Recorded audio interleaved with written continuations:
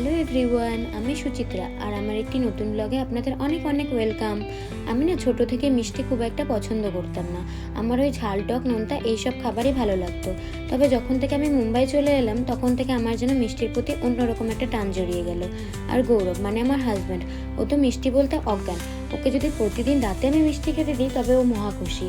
তবে প্রতিদিন রাতে মিষ্টি খাওয়া তো স্বাস্থ্যের জন্য একদম ভালো না, আর এখানে মিষ্টিটা খুব একটা ভালো পাওয়া যায় না। তাই আমি কি করি, ঘরেই বানিয়ে দেওয়ার চেষ্টা করি। যেমন ধরুন আজকে ওই ঘরে একটু সেমাই ছিল, আমরা তো ছোট থেকে সেমাই বলতাম, আর সবাই কি বলে জানি না।